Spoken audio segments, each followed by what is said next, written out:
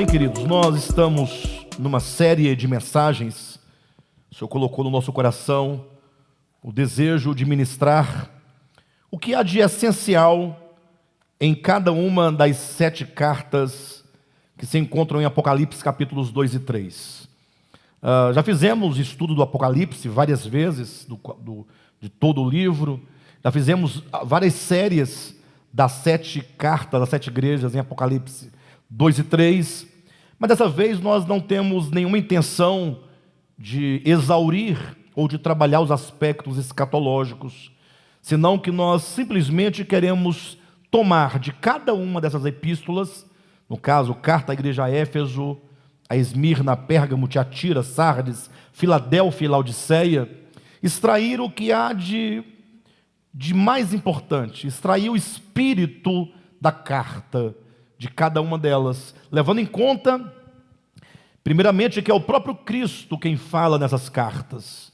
Ou seja, aquele que conhece a sua igreja e que de antemão já tinha todo o conhecimento de toda a trajetória da sua igreja ao longo de todos os séculos, e sabendo o Senhor, portanto, de tantos inimigos que a igreja haveria de enfrentar durante a sua história, sabendo de todos os desvios que a igreja teria no decurso da sua história, sabendo de tantas doutrinas perversas que invadiriam a igreja do Senhor para fazer desviar os seus filhos.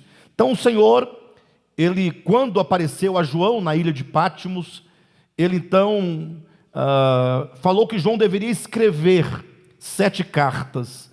E essas cartas, embora inicialmente endereçadas a uma comunidade específica, mas ao cabo de cada uma dessas cartas é dito que aquele falar do Senhor era o falar do próprio Espírito de Deus falando às igrejas. Ou seja, se nós somos igreja, nós estamos incluídos, portanto, no falar de Jesus, no sentido de que todas essas 7 cartas são cartas que advertem a igreja do Senhor. O objetivo dessas cartas, em todas elas, é gerar cristãos vencedores. Os irmãos vão observar que a estrutura dessas cartas, todas elas seguem o mesmo padrão. É dito sempre em cada uma delas, depois que o Senhor apresenta um problema, apresenta uma doutrina que haveria de infiltrar-se na igreja, depois ele apresenta um desvio, é sempre dito ao vencedor. Ou quem tem ouvidos, ouça o que o Espírito diz às igrejas. Em seguida ele diz ao vencedor. Ou seja, é uma carta que o Senhor comunica uma situação, e então essa carta agora convida todos da igreja a darem ouvidos, o ouvido espiritual à verdade que aqui é dita, que aqui é ministrada. E uma vez que nós atendemos, portanto, ao falar de Cristo, nós então somos trabalhados pelo Senhor, e o Senhor então vai gerando cristãos vencedores. Infelizmente, vivemos num tempo em que essa questão de cristão vencedor é uma coisa muito deixada de lado, né? Na verdade, a maioria dos cristãos nem sabem que existe essa categoria de pessoas chamadas de cristãos vencedores. Para a maioria dos cristãos, cristão é cristão, e todo cristão está em boa condição porque aceitou Jesus, porque passou pelo batismo, porque toma a ceia mensalmente, alguns semanalmente, outros anualmente. Mas eles se fiam no fato de que, desde que você esteja na igreja, ali no meio das pessoas, tudo está certo. Há um outro problema, mesmo para aqueles que sabem que existem problemas na igreja a serem vencidos, a serem corrigidos, a serem superados, mas vivemos num tempo em que as pessoas não se importam muito com aquilo que é essencial. Hoje em dia nós vivemos um tempo de desvalorização dos valores, né? Ou seja, os valores estão se perdendo. Em todos os sentidos da vida humana, vemos as pessoas muito preocupadas com qualquer coisa que não diz nada, que não vale nada, que não modifica nada na nossa existência. Isso as pessoas dão muito valor.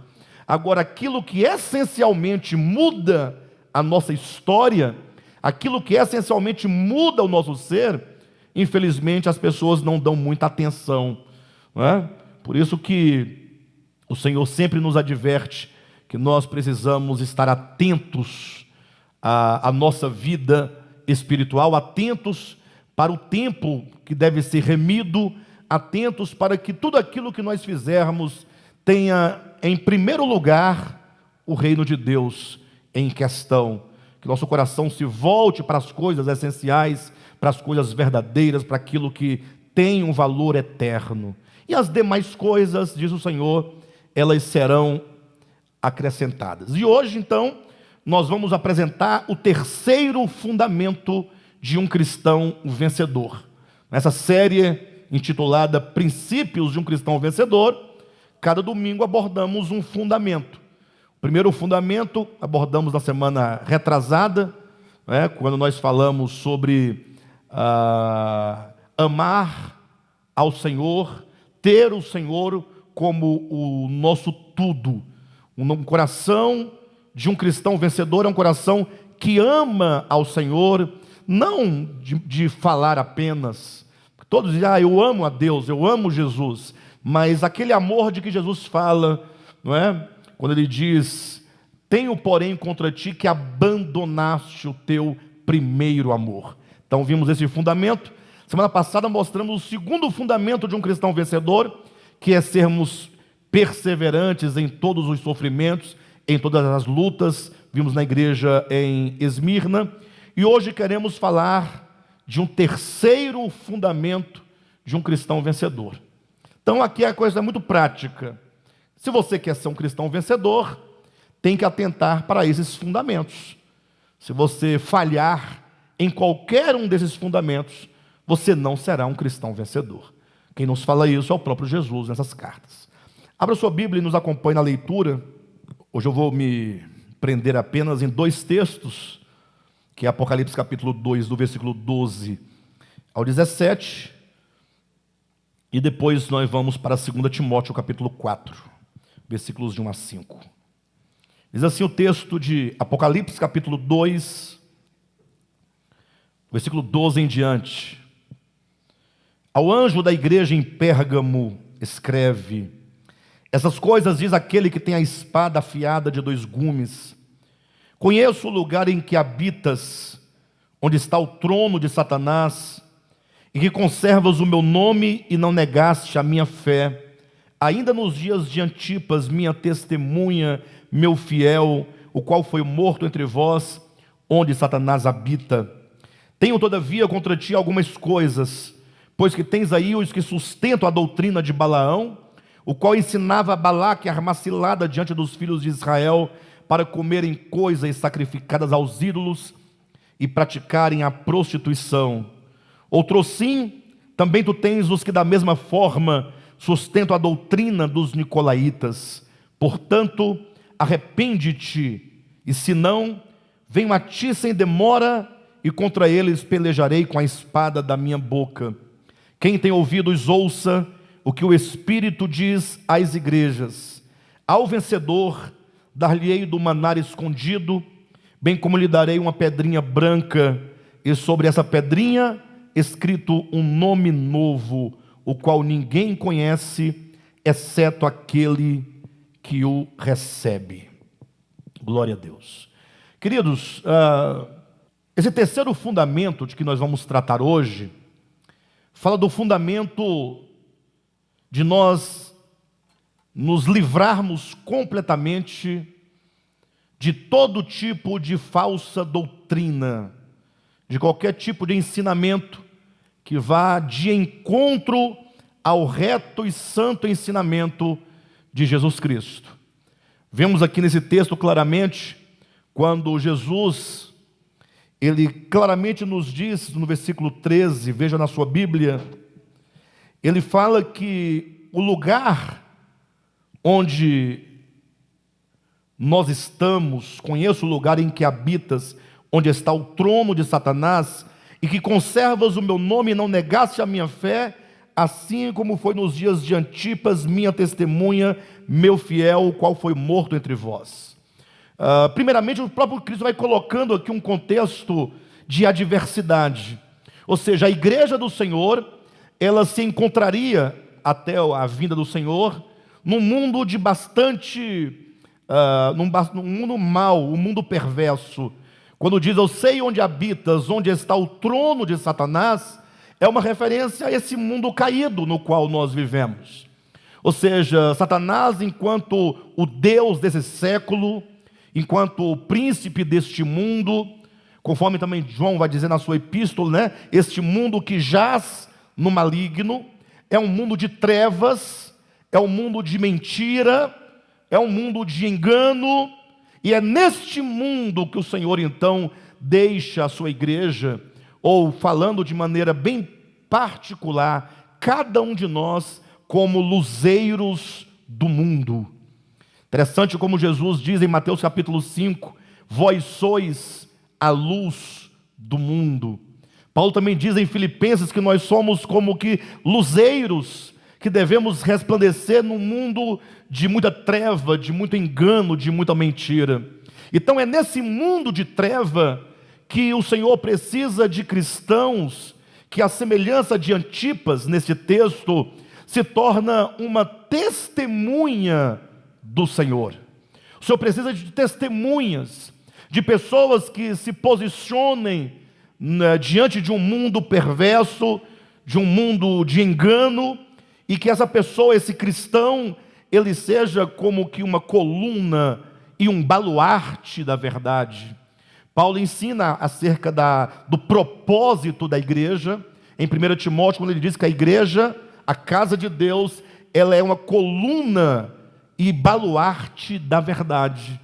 Então é preciso que os crentes, eles tenham plena consciência da sua relação com Deus, mediante a palavra.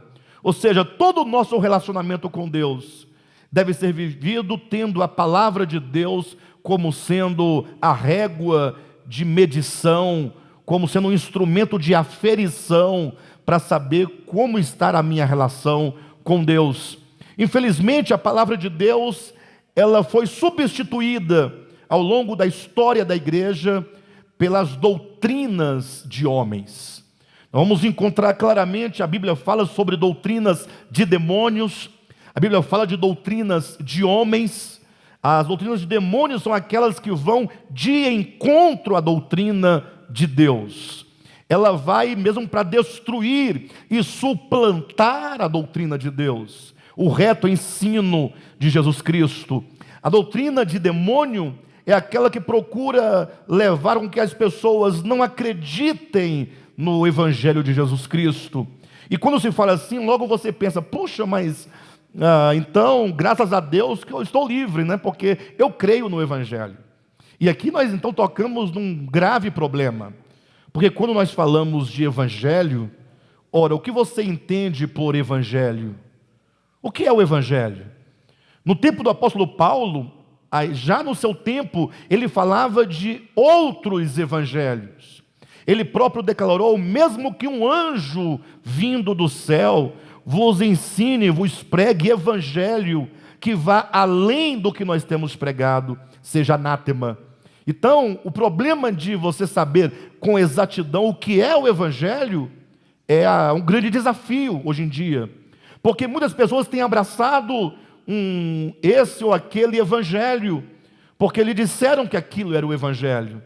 Imagine só um evangelho que apresenta um Deus perverso. Alguém fala assim, pastor, mas eu nunca ouvi falar disso. Ora, é o que nós mais vemos acontecer, pessoas pregando Deus, pregando Jesus, e em nome de Deus, em nome de Jesus, amaldiçoando pessoas. Onde você viu Jesus Cristo amaldiçoando pessoas? Ensinando você a ser uma pessoa que deve se rebelar contra o próprio Deus, inclusive. Se você quer saber o que é o Evangelho de Jesus Cristo, você tem que voltar o seu olhar e o seu coração para os 4 evangelhos: Mateus, Marcos, Lucas e João. São 4 livros biográficos, em que ali o Cristo de Deus é apresentado em 4 nuances diferentes. E em todos esses 4 evangelhos, ali Jesus é mostrado, ele é revelado por meio da sua palavra, por meio do seu falar, por meio dos seus milagres, por meio dos seus ensinamentos. E o evangelho que deve ser acolhido, e por nós vivido, e por nós testemunhado, é o evangelho de Jesus Cristo. Para os irmãos terem uma ideia do que eu estou dizendo, a gravidade, abra sua Bíblia rapidamente em 1 Timóteo, capítulo 6. E veja o que o apóstolo Paulo diz a esse respeito. 1 Timóteo capítulo 6, a partir do versículo 3. Olha as palavras do apóstolo Paulo. Se alguém ensina outra doutrina e não concorda com as sãs palavras de nosso Senhor Jesus Cristo e com o ensino segundo a piedade, aqui os irmãos já conseguem perceber o sentido que ele quer dizer. Se alguém ensina outra doutrina, ou seja, existe uma sã doutrina a ser pregada, só que essa sã doutrina não pode ser confundida com as doutrinas de homens, porque embora as doutrinas de demônios, elas vá de encontro à doutrina de Cristo, as doutrinas de homens, elas convivem harmoniosamente com a doutrina de Cristo. E as doutrinas de homens vão não somente vivendo harmoniosamente, mas não raras vezes ela é muito mais desejada do que a própria palavra de Cristo. Doutrinas de homens são todos os costumes, todos os dogmas, tudo aquilo que o homem de si mesmo apresenta como sendo santidade, como sendo salvação, como sendo um meio de você se aproximar de Deus. Tudo aquilo que às vezes vem até no nome de Cristo, mas não é Ele e não é o seu ensinamento. E aqui de maneira bem específica o apóstolo Paulo diz: se alguém não ensina outra doutrina e não concorda com as sãs palavras de nosso Senhor Jesus Cristo e com o ensino segundo a piedade, é enfatuado, preste atenção, nada entende, mas tem mania por questões e contendas de palavras, de que nascem inveja, provocações, difamações, suspeitas malignas, altercações sem fim, por homens cuja mente é pervertida e privados da verdade, supondo que a piedade é fonte de lucro. Ou seja, Jesus Cristo nunca nos ensinou o amor ao dinheiro. Pelo contrário, o próprio Cristo disse que ninguém pode servir a 2 senhores. Ou você serve a Mamon, ou você serve a Cristo. E a doutrina de Cristo que Ele nos ensinou é a doutrina do amor, é a doutrina da justiça. Mas não é justiça aquela que você invoca sobre a vida do outro, como quem diz: o Senhor vai fazer justiça na sua vida, né? Sempre invocando um juízo sobre o outro. A justiça é um coração que sabe dividir, que sabe compartilhar, que sabe que tudo que o Senhor nos deu é para que nós administremos, para que haja igualdade entre nós. Porque esse mundo perverso, ele ensina que você deve sempre ser o melhor, e sendo o melhor, você terá o melhor lugar, terá a melhor porção, e terá o melhor de tudo dessa terra. E Cristo vem destruindo toda essa visão caída, essa visão egoísta, essa visão avara das coisas. O apóstolo Paulo aqui então diz daqueles que pregam outra doutrina, porque pensam que a vida piedosa, que a vida cristã seja fonte de lucro. Então é preciso que nós entendamos que quando nós falamos sobre o Evangelho de Cristo, nós estamos nos referindo às suas palavras e aos seus ensinamentos. E aí basta que qualquer cristão, qualquer um de nós, comece a ler Mateus, ali, vamos começar propriamente do capítulo 5 de Mateus, quando Jesus começa a ensinar.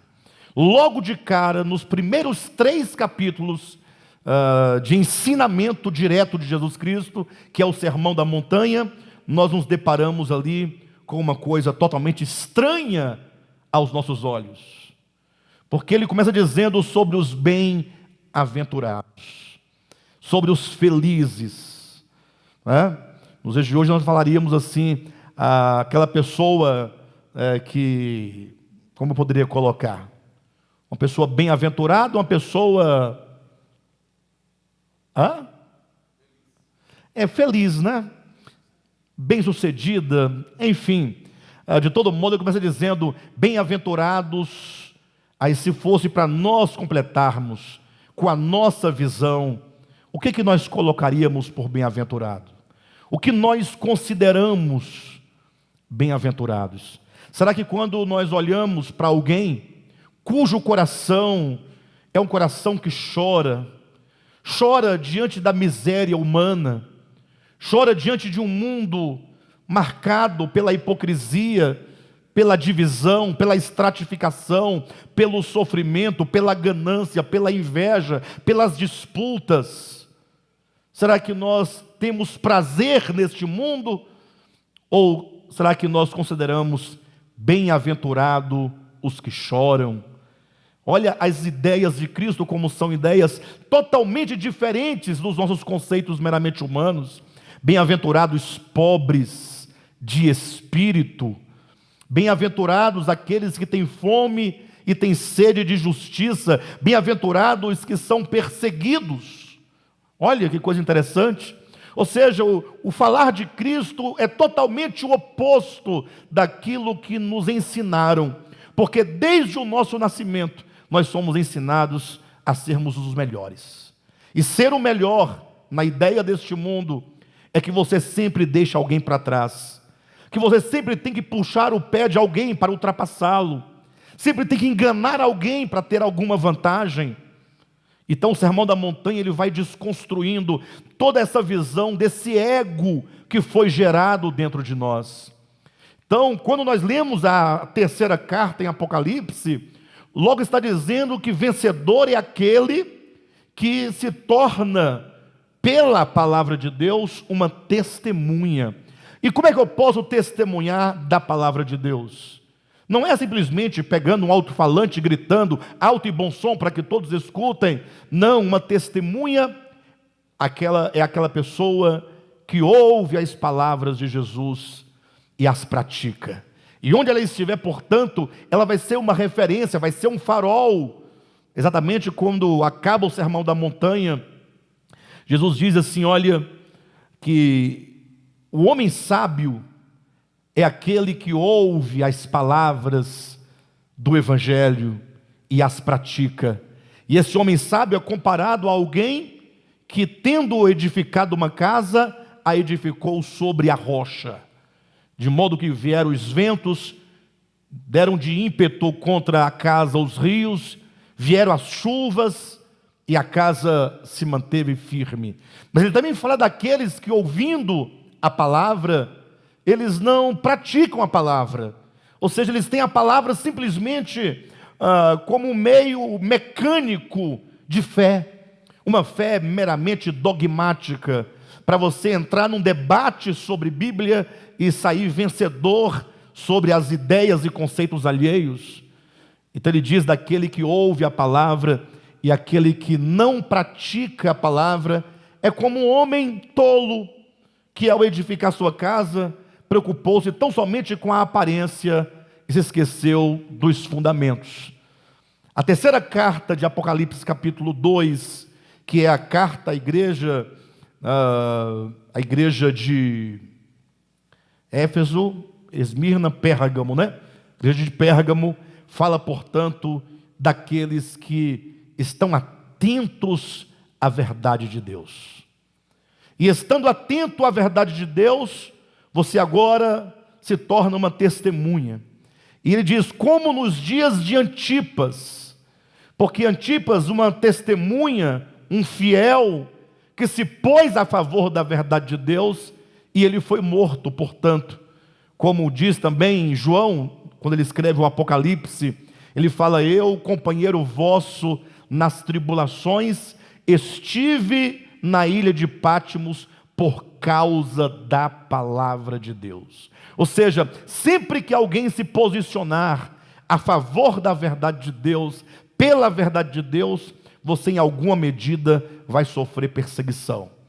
Talvez não seja a perseguição que acontecia na Idade Média, que você era até mesmo jogado dentro de uma fogueira, literalmente falando, ou que você era perseguido de morte, né, para ser apedrejado, empalado, degolado, mas você em alguma medida sofrerá perseguição.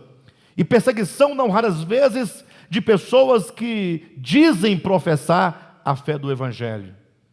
Num mundo em que existem muitas perspectivas do que é o Evangelho, uma confusão, você pergunta, poxa, mas qual é a minha referência? Como saber se esse ou aquele ensinamento está correto ou não? Você vai ter que ter uma medida, e essa medida é o próprio Cristo.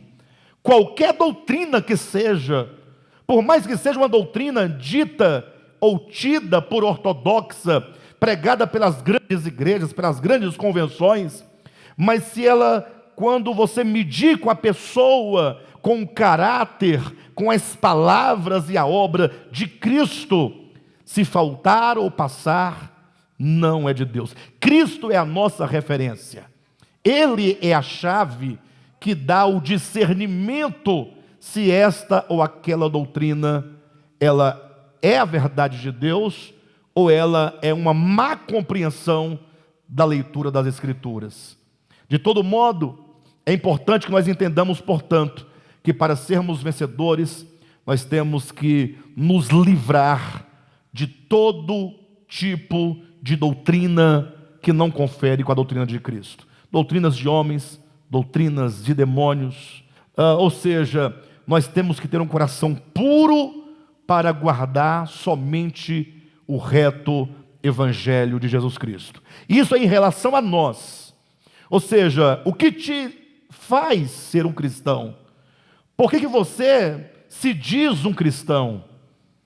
Será que nós simplesmente não estamos envolvidos dentro de um sistema religioso, e porque estamos ali envolvidos e gostamos da música, gostamos do pastor, gostamos dos irmãos, gostamos dos eventos?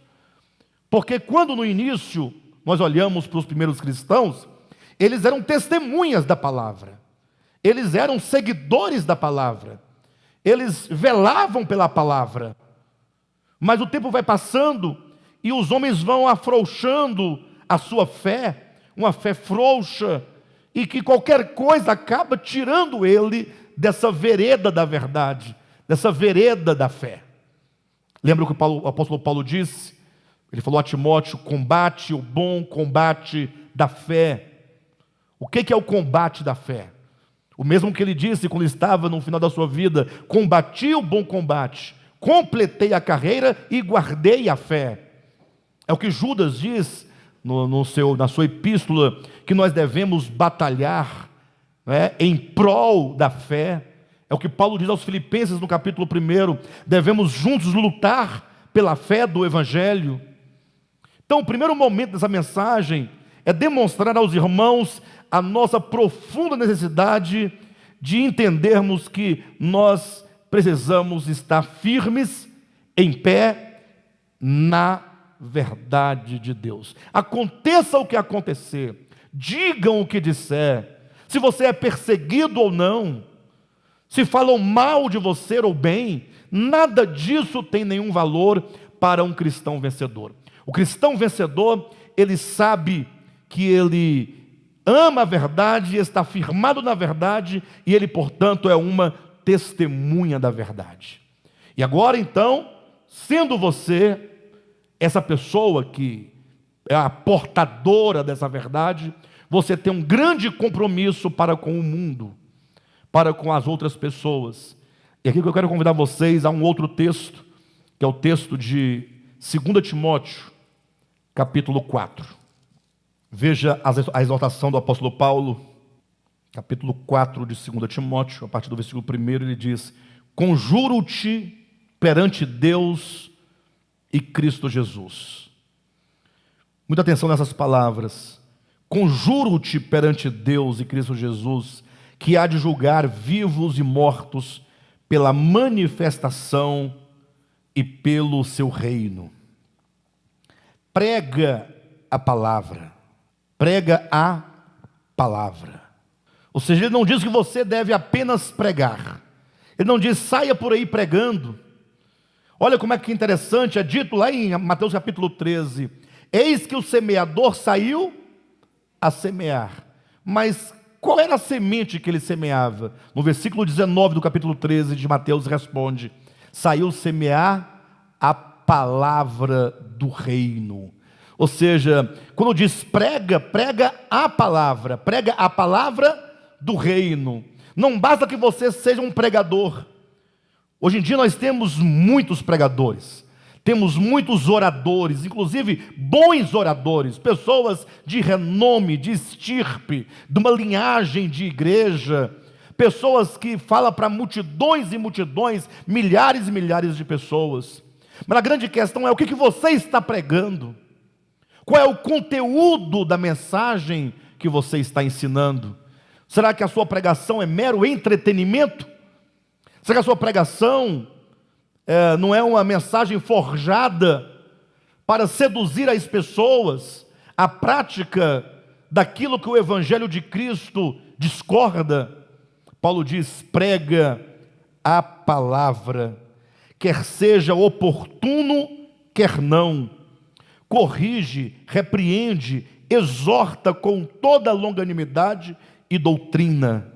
Ou seja, é urgente a necessidade do mundo de haver pessoas que falam a palavra. Nós vivemos num tempo, queridos, em que as informações elas chegam muito rapidamente às pessoas. O tempo cibernético, né, da internet, você recebe diariamente muita informação de toda a natureza, vídeos, mensagens. E o pior, nós vamos passando para frente essas informações sem às vezes nem checarmos a sua veracidade. Mas quando diz respeito a falar a palavra, anunciar a palavra, que essa palavra chegue a outras pessoas, vamos observar um tanto que nós somos tardios. Basta você fazer uma pequena comparação, com bastante sinceridade, honestidade, sem acusação, mas é só para você conhecer a si mesmo um pouquinho mais. Quantos vídeos você recebe por dia? São muitos, né? O irmão não recebe. Mas quem tem grupo de WhatsApp recebe. Você pode até não abrir o vídeo, você pode não assistir o vídeo, você pode não ler a mensagem, mas se você tem WhatsApp, está chegando. Porque as pessoas não perguntam: posso te mandar um vídeo? Elas simplesmente mandam. Quantas mensagens sobre política nós recebemos discutindo, debatendo quem é bom, quem é ruim, se a direita é boa, se a esquerda é melhor, ou vice-versa, se esse presidente é melhor do que o outro, e nós discutimos, e nós somos enfáticos, e nós passamos para frente essas mensagens. Ou seja, assim, no geral, nós vemos isso acontecer, piadas, stand-up.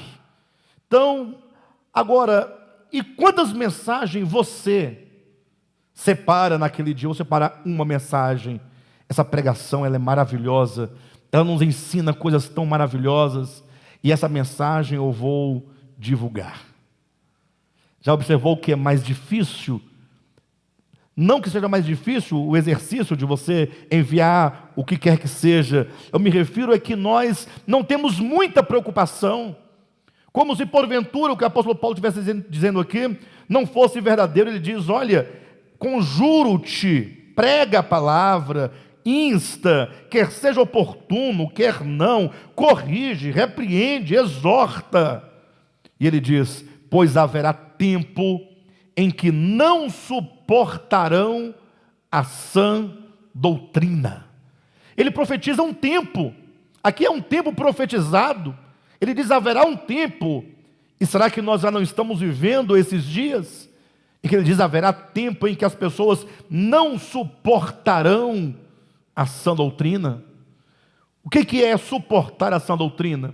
Quando ele ouve, lá vem de novo com essa mesma conversa, com essa mesma história do amor, da justiça, da misericórdia, do perdão.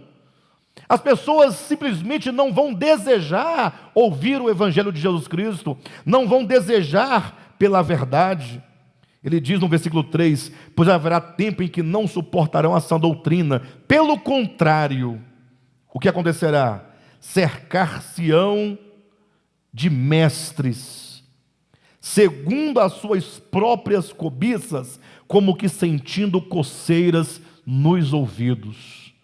Gente, olha, Paulo disse isso há 2000 anos, e nós que estamos hoje vivendo, nós vemos exatamente isso acontecer. Pessoas se cercarem de mestres, ou seja, o que significa cercar-se-ão de mestres? Ou seja, são pessoas que vão em busca de um pregador específico, porque como que sentindo coceira nos ouvidos, quer ouvir uma palavra que lhe agrada, ela quer ouvir a palavra que ela quer ouvir. As pessoas não gostariam de ouvir a palavra de Deus, elas querem uma palavra que agrada ao seu ego, querem uma palavra que lhe dê poder, que lhe faça uma potência, uma palavra de autoajuda, ainda que seja enganosa, mas elas querem ouvir aquela determinada palavra. Quanto à palavra de Deus, é dito, elas não suportarão. Então veja que o problema não está exatamente com a pregação, mas está com o tipo de mensagem que é pregado. Em outras palavras, nos últimos dias, haveria a pregação da palavra de Deus. Seria uma pregação, um falar um tanto escasso, como é profetizado lá no Antigo Testamento, que nos últimos dias os homens correriam de norte a sul, de leste a oeste, em busca do verdadeiro pão, da verdadeira água da palavra de Deus, e não encontraria. É um tempo de muita escassez, mas ele diz, prega a palavra, insista, quer ser oportuno e quer não.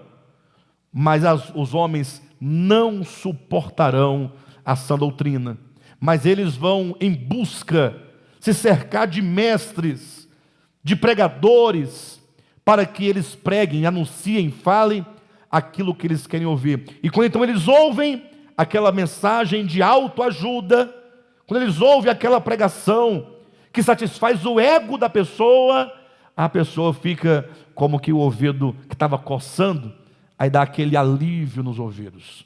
É basicamente aquele que diz lá em Romanos, capítulo 8, um texto interessante, porque lá diz que o Espírito de Deus, ele intercede por nós com gemidos inexprimíveis. Então, é um texto muito bonito, mas um texto muito mal compreendido pela maioria dos cristãos. Aí daí fizeram um hino, um corinho, não sei se é bem assim que fala, mas diz assim, quero que valorize o que você tem.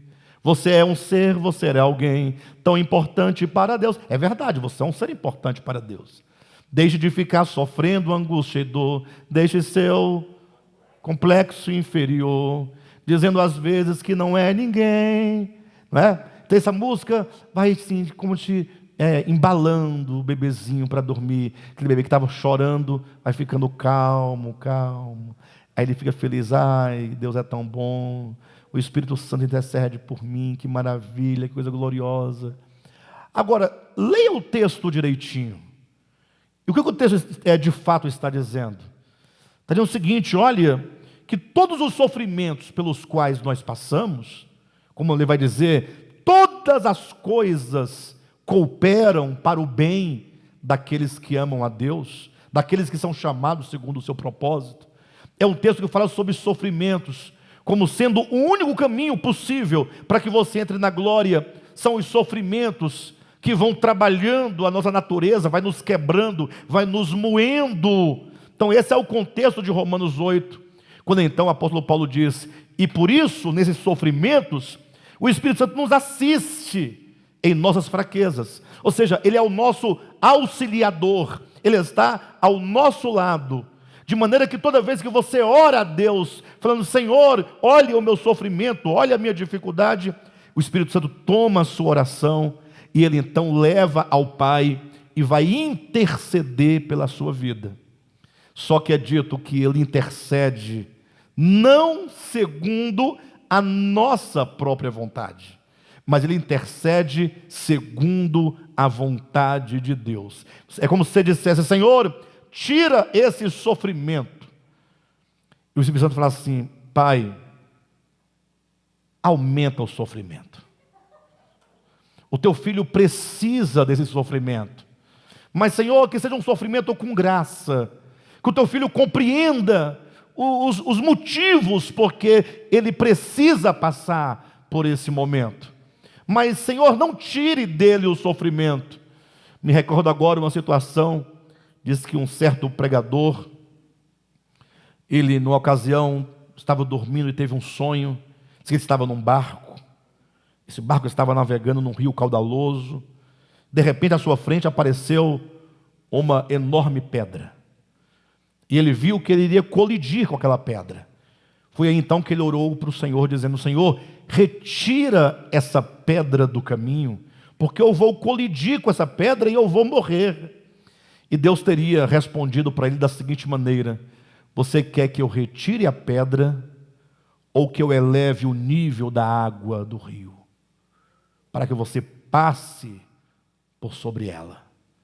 Você quer que Deus retire o problema ou que Ele te dê graça, aumente o nível de graça, para que você passe e suporte aquela aflição e ela realize o que é necessário realizar dentro de nós? Essa é a grande questão. Então o texto de Romanos 8 fala exatamente isso, da necessidade que nós temos de nós passarmos por esses sofrimentos. E é dito, porque nós não sabemos orar como convém, porque nós não oramos segundo a vontade de Deus, oramos segundo a nossa própria vontade, porque não sabemos orar, é que o Espírito Santo intervém na nossa oração, para Ele interceder por nós, segundo a vontade de Deus. Então a questão é que não raras vezes se pega textos da Bíblia para transformá-lo num texto de autoajuda. A pessoa vai para a igreja para dizer: olha, você é muito importante, você é a menina dos olhos de Deus, nada pode te tocar, nada vai acontecer, Deus vai te abençoar, Deus já está te entregando uma chave, olha o varão entrando, olha. É basicamente isso. Aí as pessoas gostam de ouvir esse tipo de mensagem, não gostam de uma mensagem que confronta. Basta você ler os evangelhos sozinho na sua casa, você será profundamente confrontado pelo evangelho. Não que o evangelho te desafie a nada, mas só o simples fato de o evangelho ser o evangelho já nos gera um profundo problema, porque nós ainda nos sentimos muito distantes do que é o evangelho. Então Paulo diz: de um tempo necessário, porque os homens não suportariam a sã doutrina, eles se cercariam de mestres segundo as suas próprias cobiças, ou segundo os seus próprios interesses, como que sentindo coceira nos ouvidos, e se recusarão a dar ouvidos à verdade, entregando-se às fábulas. Puxa vida! Ou seja, os falsos pregadores, eles não têm nem trabalho, porque eles não precisam de convencer ninguém a nada. Já existe dentro do próprio homem uma inclinação ao engano. Olha o que está dizendo o texto: que eles se cercariam de mestres, segundo os seus interesses, procurando ouvir o que eles querem ouvir. Eles próprios se recusam a dar ouvido à verdade, e eles se entregam às fábulas. Esse ministério de Volta à Palavra tem uma profunda responsabilidade no que diz respeito à pregação da palavra.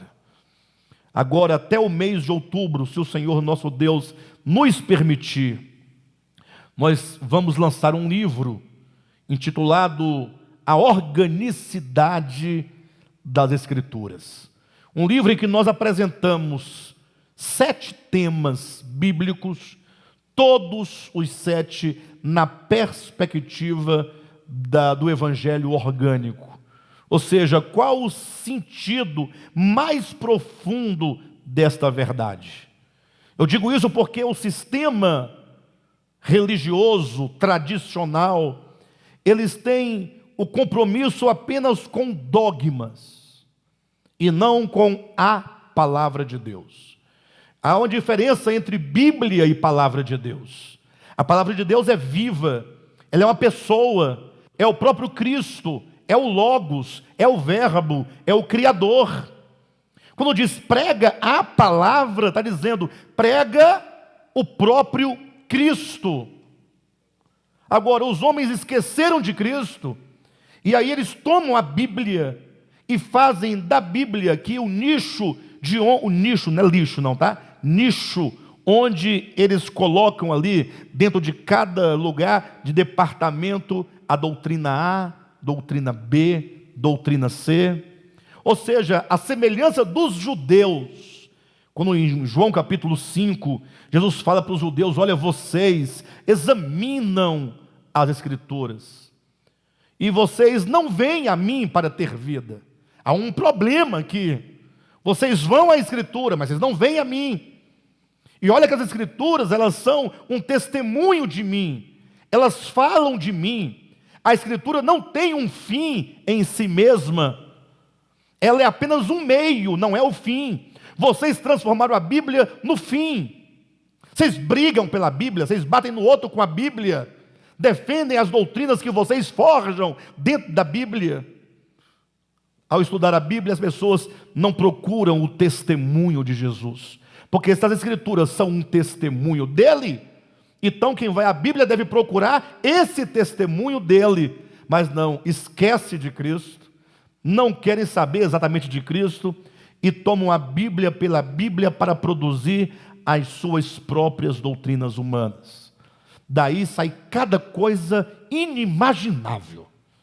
Imagine só que em nome da Bíblia, por causa da Bíblia, existe toda uma instituição sobre a terra, para levar todos a entenderem pela Bíblia, a partir da Bíblia e para a Bíblia, que existe um dia da semana que você deve guardar, e se você não guardar, Deus vai ficar profundamente triste com você, porque Deus falou: o sábado é o meu dia, como se Deus tivesse dia. Onde já se viu o eterno ter dia? O dia só está para o homem, não está para Deus. Ah, pastor, é porque lá em Gênesis capítulo 2, versículos de 1 a 3, é dito que o próprio Deus disse e tal. Aí vai desenvolvendo o versículo. E depois em Êxodo 16, e depois em Êxodo 20, e aí vai amarrando um versículo ao outro. Ou seja, isso é tomar a Escritura pela Escritura, sem discernir que quando a Escritura fala do sábado, de um dia da semana, que você que é homem, que está no tempo, preso no tempo e no espaço, você, para entender minimamente as coisas divinas, fala assim: olha, eu vou colocar esse dia da semana, que você não pode fazer nada, só descansar, está deitado, não pode nem andar, descansando e tal. Ah, está gostoso o seu, ah, está uma delícia meu descanso. Pois é, isso aqui é para você entender que existe um verdadeiro descanso. Aí você foi para a palavra orgânica. A teologia trabalha com dogma, o dogma do sábado. Entenderam? Aí vem Jesus e fala: não, gente, o sábado é um invólucro. Isso aqui é para você que é homem entender o que eu quero dizer no Espírito. Quando Cristo diz então: vinde a mim, vós os que estáis cansados e sobrecarregados, e eu vos aliviarei. Tomai sobre vós o meu jugo e aprendei de mim, porque eu sou manso e humilde de coração, e achareis descanso para as vossas almas. Então, isso é a palavra orgânica. Você vai tropeçar no sábado, no sentido de que ele estará diante de você. Toda vez que você fizer a leitura bíblica, vai ter sábado, sábado, sábado, sábado. Mas aí a pessoa que tem a ideia, prega a palavra, ele vai pregar o descanso que é Cristo. Aí você sai do invólucro e você agora prega a palavra. Já imaginou você fazer isso com temas, por exemplo, o diabo? O diabo não é um tema bíblico? Sim ou não? É um tema bíblico. Se ele é bom ou ruim é outra coisa. Se ele não presta, é outro departamento. Mas já observaram o tanto que as pessoas têm medo do diabo? Já ou não já? E aí eles culpam o diabo por tudo de ruim que acontece. O casal se separou. O diabo furioso separou o casal. O diabo não está nem sabendo daquela pessoa. Mas ele agora é o responsável. Pastor, mas você está defendendo o diabo? Não, não estou defendendo o diabo. É que você, quando você vai pela via dogmática, que é a Bíblia pela Bíblia, a Bíblia fala do diabo do início ao fim. O diabo fez, o diabo falou, o diabo agiu, o diabo riu, o diabo matou, o diabo esculhambou. Aí você então cria a doutrina do diabo. A doutrina ortodoxa. O diabo era um querubim. Aí você tem os textos para provar para o outro. Hoje eu estudo bíblico sobre o diabo. Ó. O diabo, querubim. Quais são os dois textos básicos, fundamentais, para falar sobre o diabo no Antigo Testamento? Ezequiel 28, Isaías 14. Aí você explica a origem, querubim, tranquilo, aquela coisa bonita, Aí vem o outro e fala, não, é errado. Esses dois textos não servem para fundamentar a doutrina acerca do diabo, porque em Ezequiel está falando do rei de Tiro, e em Isaías está falando de Babilônia.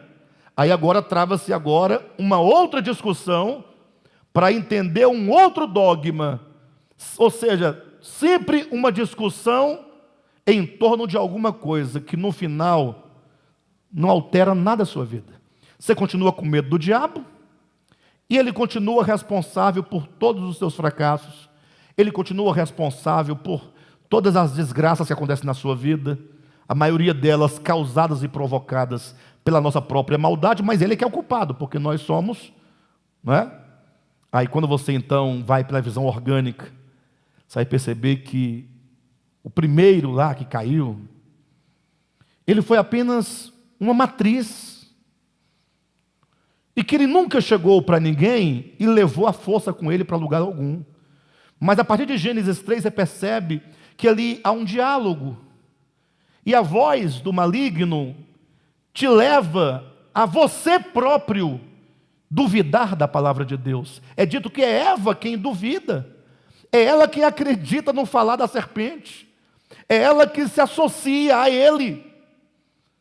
E a Escritura mostra que quando Eva se associa, portanto, a serpente vai ganhando proporção, ela vai crescendo, de modo que o que era serpente em Gênesis capítulo 2 ou capítulo 3, chega no final, se transforma num grande dragão vermelho. Você entende então que o que há de essencial sobre o diabo é que diabo é uma consciência. Então você está negando? Não estou negando nada. Não estou negando nada. Ele está lá, o capetão. Você até pensa que ele tem chifre, mas ele não tem chifre, é bobagem. Conversa, bobagem. É um ser como qualquer outro. Mas ele é querubim, caiu. E você é homem e você virou um diabão? Você ficou no fogaréu e nada disso. Tudo isso é invenção durante a Idade Média, inventaram essa figura do capetão. Mas lá é um querubim, que enquanto um querubim, continua sendo um querubim que não gosta de Deus. O homem caído, um homem que não gosta de Deus. Um homem que agora participa do mesmo coração, de uma mesma mente, igual aquele primeiro. Então, quantos se associam a esse espírito de rebelião contra o eterno, que desacredita da sua verdade, da sua palavra, se torna diabolos, que é aquele que se desagrega e se separa do todo o que é Deus. Aí você vai perceber que você não tem que ficar com medo do demônio, não, tenha medo de você. Porque o demônio, enquanto o demônio, nada pode contra a sua vida, absolutamente nada. Ele só pode dar um susto de madrugada. Passou disso, ele não pode tocar o seu corpo. Agora ele pode influenciar a sua mente. Mas é a sua própria mente que vai se tornar diabólica contra você mesma, contra Deus, contra o próximo, de modo que só você pode ser o verdadeiro diabo destruidor da sua própria vida. Ou seja, é uma visão orgânica da coisa. Prega a palavra, mas quando você prega a palavra, você vai gerar muita oposição. Se o Senhor permitir, nós vamos concluir esse livro e vamos lançá-lo até outubro. São 10 capítulos, 3 que tratam sobre o conceito de visão orgânica das Escrituras e 7, como que estruturam 7 pilares, 7 colunas em que se sustenta toda a história humana, a começar do princípio até a eternidade. 7 temas. Então, eu estou com muita expectativa de que nós compreendamos melhor essa palavra orgânica e que nós definitivamente abramos mão de qualquer dogma que seja. Esqueçam os dogmas. O nosso negócio é Cristo, é relacionamento com a verdade, com essa palavra que é viva, para nós vivermos a palavra, sermos testemunha da palavra, nós pregarmos a palavra e sermos grandes influenciadores do mundo por meio da palavra. O vencedor, ele tem esse vínculo e essa relação com a palavra enquanto o seu fundamento.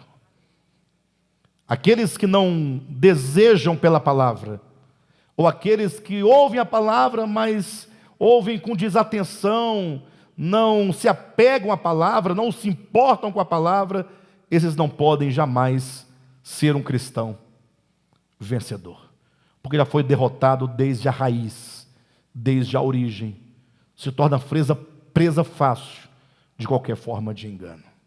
Amém?